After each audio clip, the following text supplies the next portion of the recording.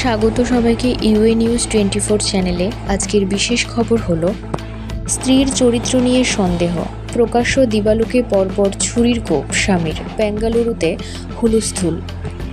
মেয়ের চোখের সামনেই স্ত্রীকে পরপর ছুরির কোপ স্বামীর, এমনই ভয়ঙ্কর হত্যাকাণ্ডটি ঘটেছে প্রকাশ্য দিবালোকে খোলা রাস্তায়। বাসস্ট্যান্ডে দাঁড়িয়ে স্ত্রীকে খুন করেন ঘাতক স্বামী। আর এই নৃশংস ঘটনায় শোরগোল পড়ে গিয়েছে বেঙ্গালুরুতে। পুলিশ সূত্রে খবর, মৃতার নাম রেখা। মাত্র 3 মাস আগে রেখা ও অভিযুক্ত লোকেশ বিয়ে করেছিলেন। এটি দুজনেরই দ্বিতীয় বিবাহ ছিল। রেখা 2 সন্তানের মা, অন্যদিকে অভিযুক্ত লোকেশের কোনো সন্তান নেই।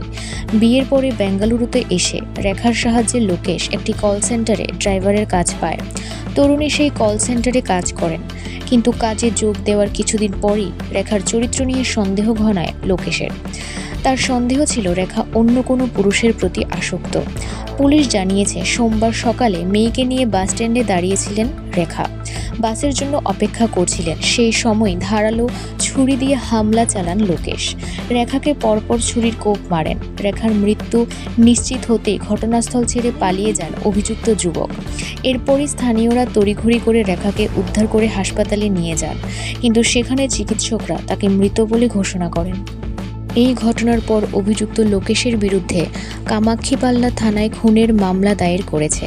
ইতিমধ্যে তার খোঁজে তল্লাশি অভিযান শুরু হয়েছে। প্রাথমিক তদন্তে পুলিশের অনুমান, দাম্পত্য কলহের কারণেই রেখাকে খুন করেছে লোকেশ। পুলিশ জানিয়েছে, রেখা তার বড় মেয়ে এবং লোকেশের সঙ্গে সুনকাডাকাট্টের কাছে একটি ভাড়া বাড়িতে থাকতেন। তার ছোট মেয়ে রেখার মা বাবার সঙ্গে থাকত। বিয়ের পর থেকেই প্রায় প্রতিদিন রেখা এবং লোকেশের মধ্যে অশান্তি হতো। সোমবারও তাদের মধ্যে তীব্র বচসা হয়। এরপরই রেখা তার মেয়েকে নিয়ে বাসস্ট্যান্ডের দিকে রওনা দেয়। লোকেশও তাদের পিছু পিছু যায় এবং রেখার উপর হামলা চালায়। প্রসঙ্গত, গত আগস্ট মাসেই বন্ধুর সঙ্গে স্ত্রীর বিবাহ বহির্ভূত সম্পর্কের জেরে আরও একটি হত্যাকাণ্ড ঘটেছিল। 9 বছর বয়স থেকে বন্ধুত্ব, এক রাতেই শেষ হলো সম্পর্ক। 39 বছর বয়সী এক যুবককে কুপিয়ে খুন করার অভিযোগ ওঠে তার ছোটবেলার বন্ধুর বিরুদ্ধে। জানা গেছে, বাড়ি ঢুকেই যুবককে খুন করে তার বাল্যবন্ধু। ঘটনাটি ঘটে কর্ণাটকের বেঙ্গালুরুতেই।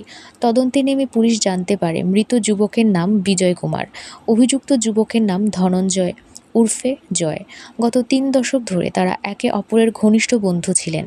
বেঙ্গালুরুর মাগাড়িতে বেড়ে উঠেছেন 2 বন্ধু। এখনকার পর্যন্ত সংবাদ এ পর্যন্তই। পরবর্তী সংবাদ দেখতে চোখ রাখুন ইউএ নিউজ 24 চ্যানেলে। ধন্যবাদ।